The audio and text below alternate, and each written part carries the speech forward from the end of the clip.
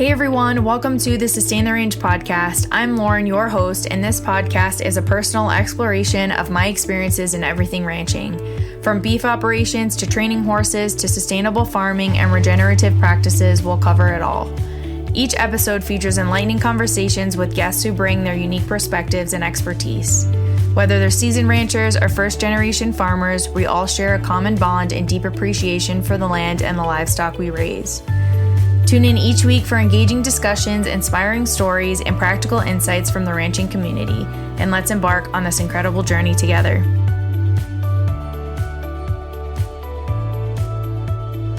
Hey everyone, welcome to another episode of Sustain the Range podcast. I hope everybody's having a great day. And I just wanted to record another episode to talk to you guys about my calf that I lost, unfortunately, a couple of months ago. And she was a Freemartin calf, which I'll explain what that is. But I really wanted to talk about her because she was my first calf and I learned a lot from her. And I want to just kind of share a little bit about all of the trial and error and just all of the stuff that I went through with trying to care for her and help her. And, like I said, unfortunately she passed away, but she taught me a lot. And yeah, I just really wanted to kind of share her story and, all of the things that I learned from her. So I will just get straight into it. So she was a Freemartin calf, which means that, well, her mom was a heifer, and the mom had a boy and a girl. So when there's a Freemartin situation, what happens is it means that the mom is pregnant with a female and a male. And then I just want to read you guys a little bit of a description here that I found on the cattlesite.com about kind of the definition of a Freemartin. So it says this condition causes infertility in the female cattle born to a male, or cattle born twin to a male. When a heifer twin shares the uterus with a bull fetus, they also share the placental membranes connecting the fetus with the dam. A joining of the placental membranes occurs at about the 40th day of pregnancy, and thereafter the fluids of two fetuses are mixed. This causes exchange of blood and antigens carrying characteristics that are unique to each heifer and bull. When these antigens mix, they affect each other in a way that causes each to develop with some characteristics of the other sex. Although the male twin in this case is only affected by reduced fertility, in over 90% of the cases, the female twin is completely infertile. Because of a transfer of hormones or transfer of cells, the heifer's reproductive tract is severely underdeveloped and sometimes even contain some elements of a bull's reproductive tract. A Freemartin is genetically female but has many characteristics of a male. The ovaries of the Freemartin do not develop correctly and they remain very small. Also, the ovaries of a Freemartin do not produce the hormones necessary to induce behavioral signs of heat. The external vulva region can range from a very normal-looking female to a female that appears to be male. Usually the vulva is normal, except in some animals, large tufts of vulvar hair exist. Freemartinism cannot be prevented. However, it can be diagnosed in a number of ways, ranging from simple examination of the placental membranes to chromosomal evaluation. The cattleman can predict the reproductive value of this heifer calf at birth and save the feed and development costs if he's aware of the high probability of Freemartinism. In some cases, there are no symptoms of Freemartinism because the male twin may have been aborted at an earlier stage of gestation. So she was born a twin with a brother, and what happened was the mom took the bull as the stronger one. So I think in my last podcast episode, I kind of talked a little bit about how oftentimes when there's a twin situation, the mom might pick what they think and feel instinctually is the stronger of the two calves. So this mom, or they're not producing enough milk to sustain both calves, so they have to choose one. So in this case, the mom chose the bull, and she was not allowing the female calf, to nurse. So my boyfriend was very, very sweet at the time, and he said, hey, I got you a calf, and she needs to be bottle fed, and she's what we call a Freemartin. So he explained Freemartin to me, and I just started doing a bunch of research on it, and I was convinced that I was going to breed her back, because even though all of this research told me that in, over 90% of cases, there's still that 10% chance that she might be fertile. So I kind of went on this overhaul of just deep dive into a lot of research on Freemartinism and things that you can do to help her become more fertile and just different things. So what I kind of came up with first, and I'll kind of tell you a little bit, but I named her Pannonia, and the reason for that was because when I had Googled the origin of the word Freemartin, I got a few things that came up, but one of the first ones that I saw was that it was possibly named Freemartin because of after Saint Martin, and Saint Martin was a saint that was supposedly a lover of animals, and there was a legend at the time, or a story, that Saint Martin had been brought a cow, and he cast the devil out of the cow, and performed a miracle on him. And then I started reading up more about Saint Martin and how he was such a lover of animals. And so he was actually born in Pannonia, which is now what we know of Hungary. So I decided to name her Pannonia. And when I first got her, I bottle fed her, and everything was going good for a few days. I was feeding her milk replacer. Or I'm sorry, no, this was a little bit after. What we've tried to do first was we had another cow that had just lost a calf about a week before that. So what we tried to do is transplant her. So what happens is when a mom loses a calf, they're still producing milk. So if you have another calf that either lost a mom, or the mom isn't producing enough milk, or in this situation, chose one calf over the other, what you try to do is you try to get that calf to nurse on the mom that lost the baby. And there's a few ways of doing that.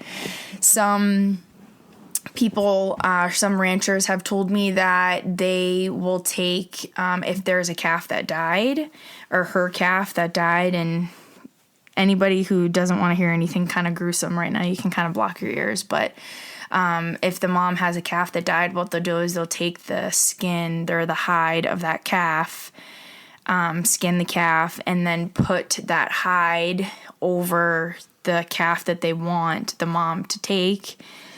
And I met a rancher a couple of weeks ago who said that he's actually done that a number of times, and it has worked. So what happens is the mom will think it's her calf because it smells like the calf. There's also a solution that you can use. It's kind of like a powder called orphan no more. So what the orphan no more is, it's a powder, and it masks the odor of the calf with a more intense odor that's really attractive to cows. And while the mom's hormones are all kind of really heightened at this time because they either just had a baby or, they're still producing milk, their hormones are kind of really heightened. So with this powder, you can put the powder on the calf that you want the mom to take, and it will be really attractive to the mom. So there's that, and then there's, I was researching a few other ways that people have tried to do it.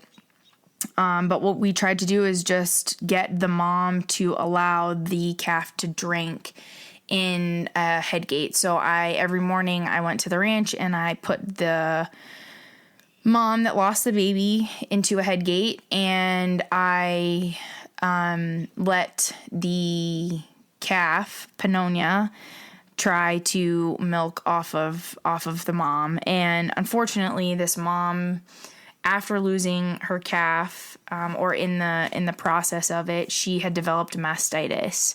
So mastitis, same thing, where their udders are just really, really painful, and it can develop into an infection.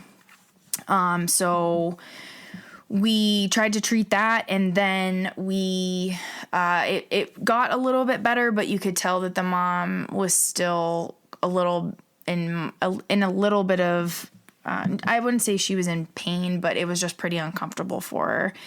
But I tried to get the mom to nurse her, and Pannonia did nurse for a couple of days, but she definitely wasn't getting enough milk, and the mom just wasn't producing a lot of milk in the first place. So when we kind of decided that, you know what, I don't really think this is working, we'll try to get her on calf replacer. So I tried to get her on calf replacer, and while this was all happening, I started noticing her jaw got really, really large on both sides of her cheeks. And this can happen in calves as well. It's called lump jaw, and there's two different kinds. There's one that affects the bone structure, and then one that affects the tissue. And it can be caused by a number of different things. It can be caused by bacteria.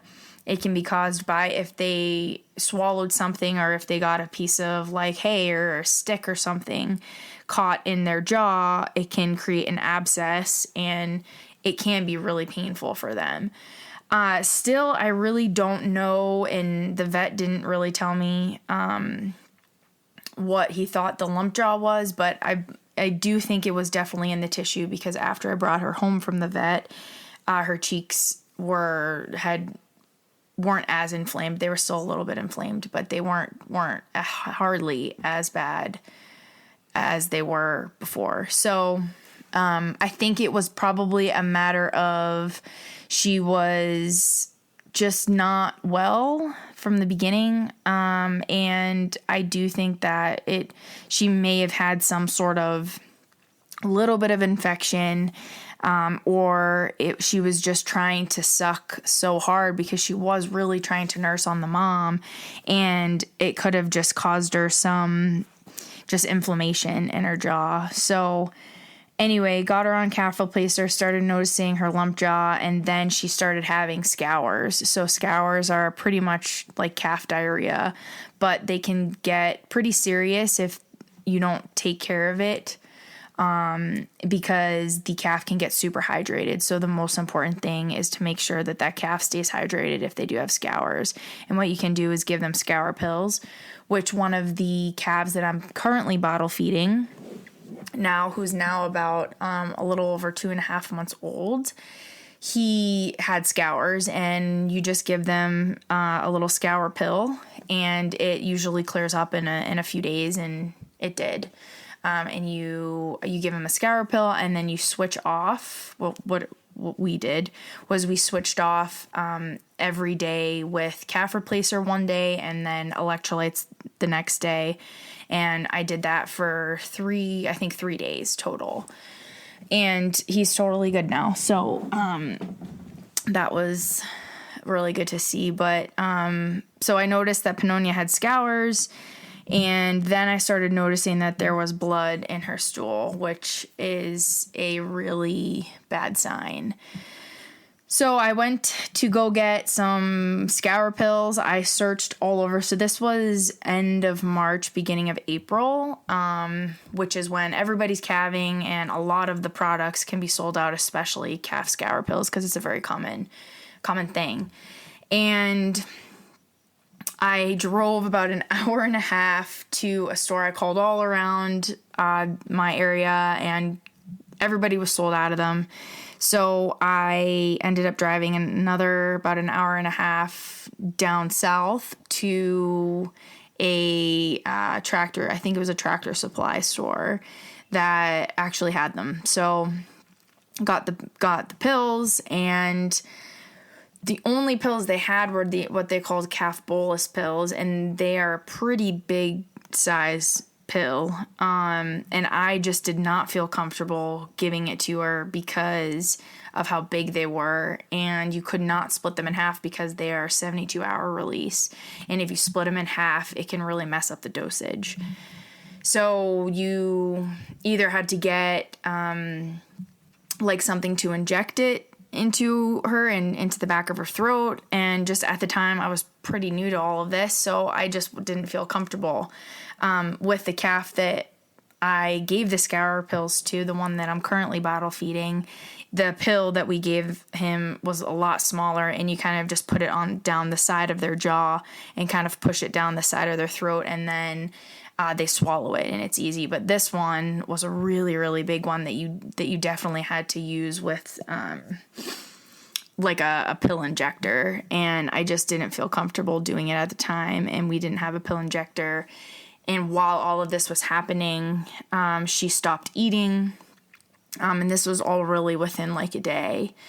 And then right after I got back from getting those pills, I just noticed that she wasn't really getting up very much. I tried to give her a bottle. She wasn't drinking anything. And the blood in her stool was getting really bad. So I had one of another rancher that I met through all of this who has cows who my boyfriend actually bought the calf from. She was such a blessing throughout this whole time, and we've become friends since because she was just so helpful through all of this. But she said, let's just get in the car. I'll take you to my vet and we'll get her squared away. So during this time, my boyfriend's like, you don't bring the calf to the vet because it's really expensive, and you kind of just expect in this line of work, especially in calving season, that you're gonna have calves pass away, and you cannot possibly bring every sick calf to the vet. And from his experience, any time that he's brought, and I had heard this a number of times too from other people, that when a calf's really sick like that, they're already kind of past the point. And another reason why she was not really in good health in the first place is because she was not able to get colostrum from the mom within the first 24 or 42 hours. So colostrum is really, really important for calves. So the mom produces colostrum within the first nursing session and right after birth, and when the calf drinks and nurses from the mom, the colostrum is taken in by the calf, and it has a bunch of antibodies and nutrients that are really, really important for the immune health of the calf. And it transfers immune cells to the calves, and it just really boosts their immune system. So it's super important to get that within the first 24 to 42 hours. And after that, it's really kind of pointless to give them. So they get it from the mom, and then if they can't get it from the mom for some reason, or the mom passes away, or the mom, again, in a twin situation, if the mom chooses one calf over another, you can buy colostrum, but you have to give it to the calf within that window. And anytime after that, it really doesn't help because the calf just doesn't absorb it as good. So she did not get colostrum, so she was already kind of from the get-go in the negative. So that was the other reason why it was really important to try to get her immune health up. And anyway, my boyfriend said you can't possibly bring every calf that you have to the vet, but it was my first calf, and I really wanted to really try to give her a chance. And obviously I was completely emotionally invested, and it was, a one-time thing. And I brought her to the vet, and they took her in, and they gave her electrolytes, and she was there for about 3 to 4 days. And then I got her back, and they said that she was doing better, and they were really, really busy at the time too. And I also felt like I didn't really get a ton of information from this specific vet. I think they took really good care of her, but I do kind of wish that I had been given a little bit more information just on what they were doing to her. And, I would call her, and yeah, she's good, and we've been giving her electrolytes, we're on calf replacer, and this and that. But I didn't really get too much information beyond that. And just kind of after everything happened, I was pretty upset and sad when she passed away, and I didn't want to kind of revisit it for a while. So I never really called back and asked, but we kind of just knew that she really wasn't good from the get-go. But anyway, I brought her back to the ranch after the vet, and she seemed to be a lot better for a day or two. I was giving her calf replacer, and I had also read that goat's milk was really, really good for calves, and it was even higher content in protein compared to cow's milk. And it was really, so some ranchers have even raised their calves on goat's milk because it's super nutritional and can be really good for their immune system. So I did give her a little bit of that. Mostly just gave her the calf replacer and bombarded her with electrolytes per the vet's instructions. So about the third day, I started noticing after I was giving her the calf replacer that her manure was a little bit better. And then the third day, I started seeing that she had blood back in her stool again. And after that, I kind of my heart sank, and I just knew that something was really, really wrong. And it was pretty hard. I mean, I had, there were really, really late nights, really early mornings, sleepless nights because I was so worried about her.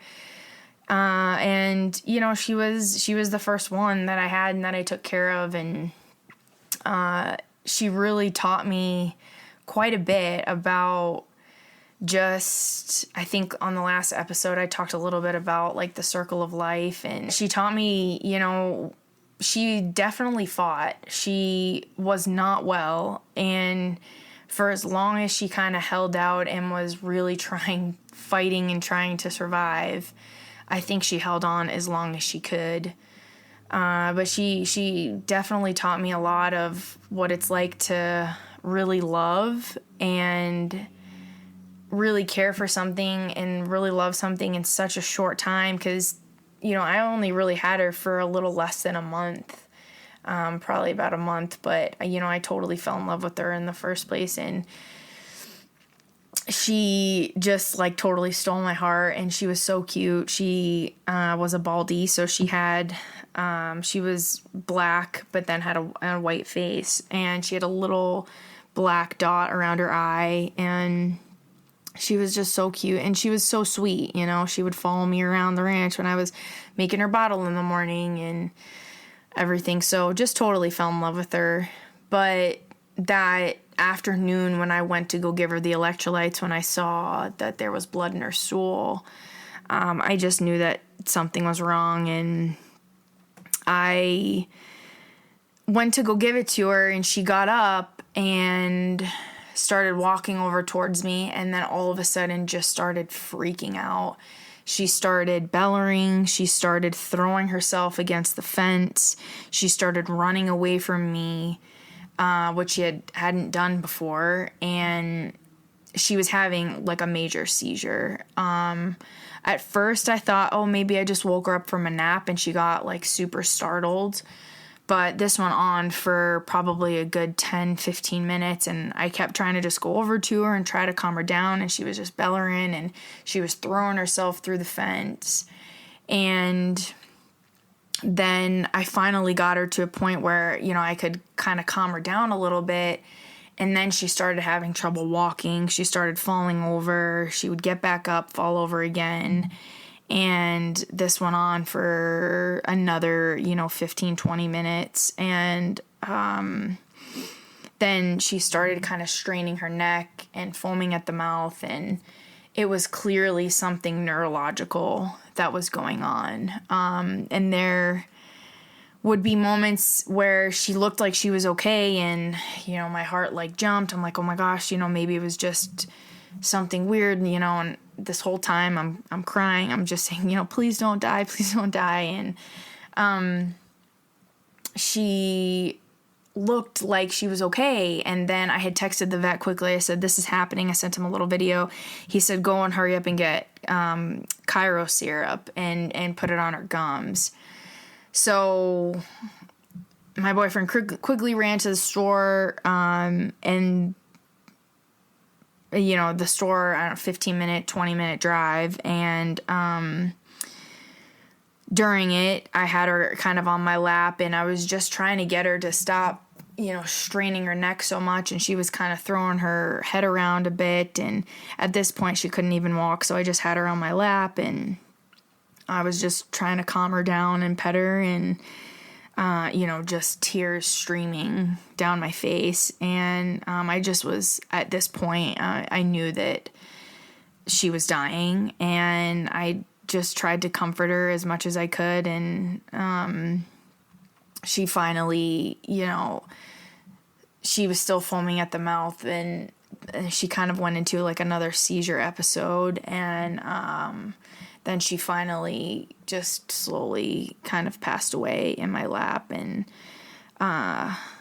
it was really, really awful. It was really sad, but I think she definitely had some neurological issues, and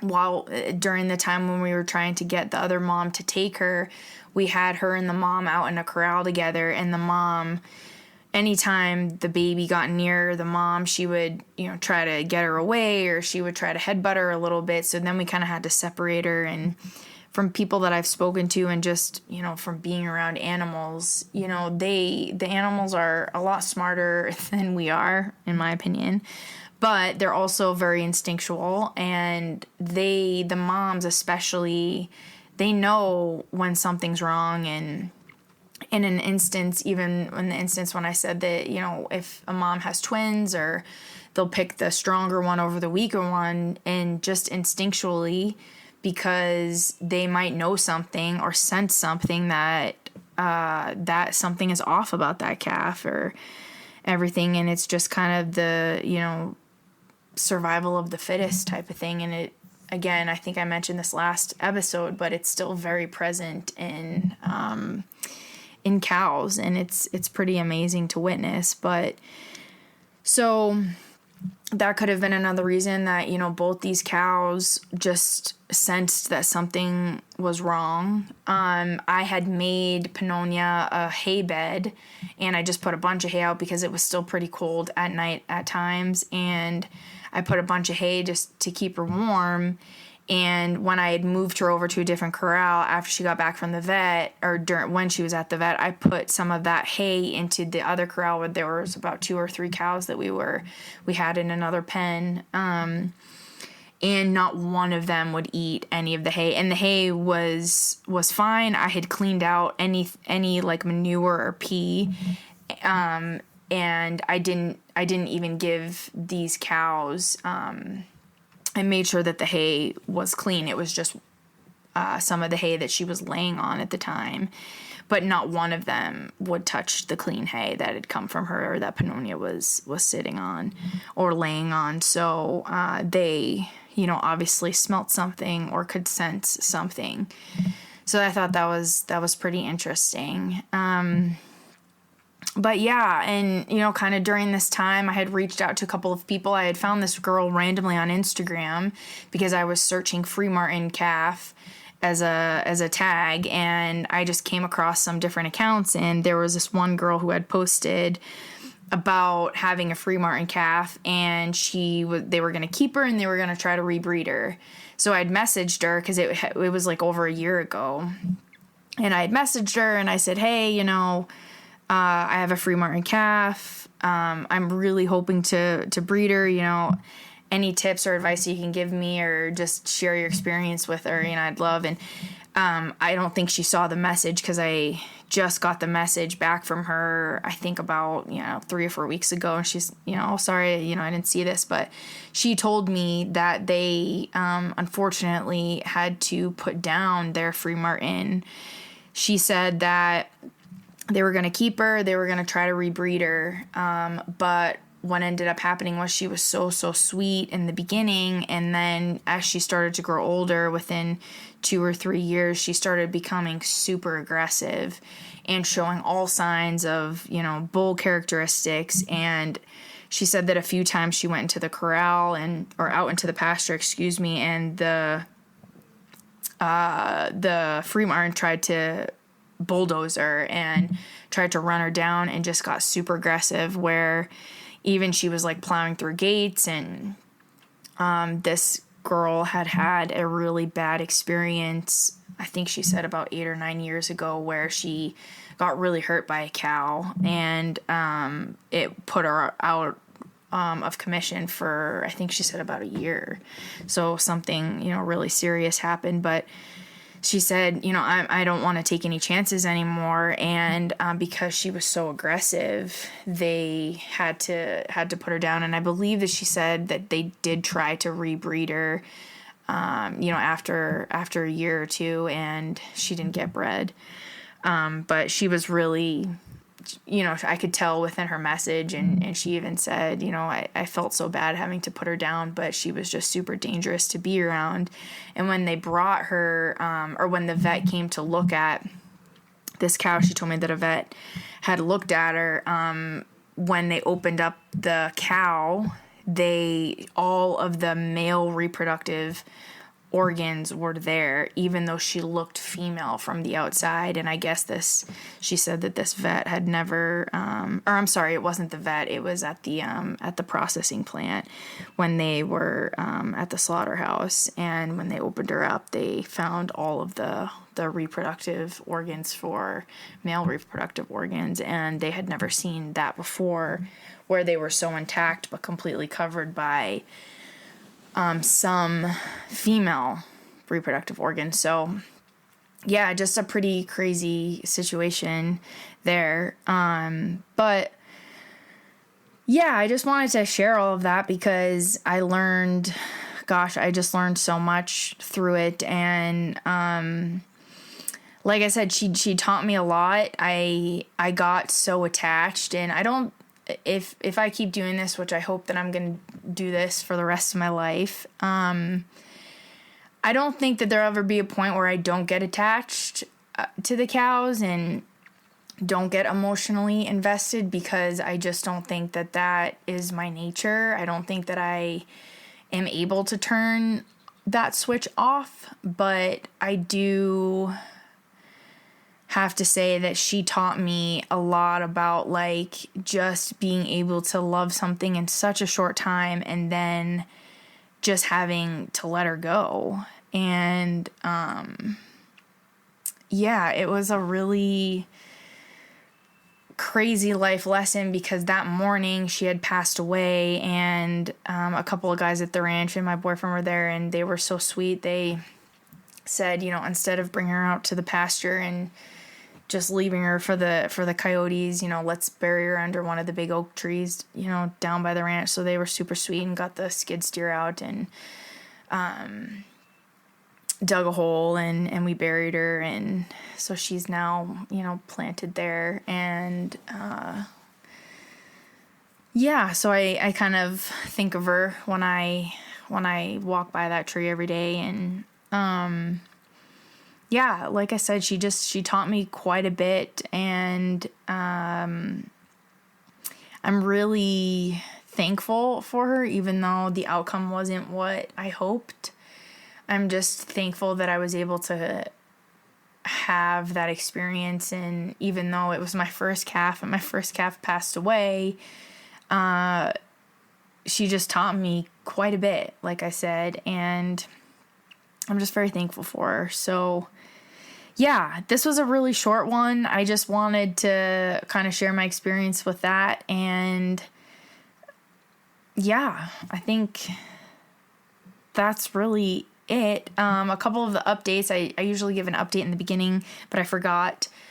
Updates were baling hay. I learned how to rake the other day, and I learned how to cut a little bit.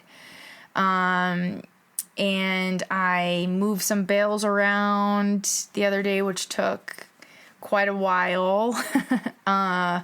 But yeah, so we're doing hay, and like I said, I've been still bottle feeding that calf. We moved him out with the other herd. We have about, I think they're about 10 or I think they're 11 out there now. Yeah, 11. Who are some late calvers. So we've had 3 new calves, but we put the little guy out there. I still have yet to name him. My boyfriend told me I'm not allowed to name him, but we had also thrown around the name Scooter McGavin because he's so super cute. And he just runs every time he sees me now because I have the bottle, and he's just full of energy, and he's just super cute. So we ended up putting him out with the moms and the babies, and he's out on the pasture now. He's eating grass. He's really, really happy.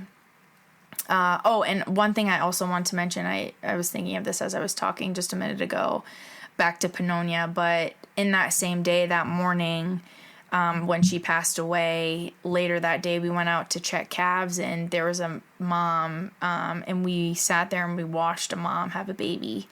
And it was just this crazy whirlwind of a day, and just the whole circle of life was just so apparent and right in front of my eyes, and just really made me stop and think of, one, how grateful I am to be doing this, and 2, just how things can move so quickly, and how you can lose something like that and still be so appreciative of the time that you spent with her, and just realizing that this is just a part of ranching, and this is a part of a circle of life, and this won't be the last time that I'm gonna lose a cow. And every time it's gonna be really hard, and it's gonna be really sad, but at the same time, the joy that you experience just being around these cows every day and doing this work is at the same level. And one of the things I've been talking about with my therapist, who's just so wonderful, is we've been throwing around this idea, and she sent me this really beautiful thing, like a poem that was basically talking about how the amount of sorrow we feel is going to be equal to the amount of joy that we feel, and that so often we can try to just skirt around trying to not feel the sorrow or not feel the sadness, but that's literally impossible, because both of these emotions coexist and at the same time. And when we feel sorrow, we're gonna feel that sorrow, and then we're gonna feel joy, and not right after one another, but that one is always right behind the other, and they do this little dance.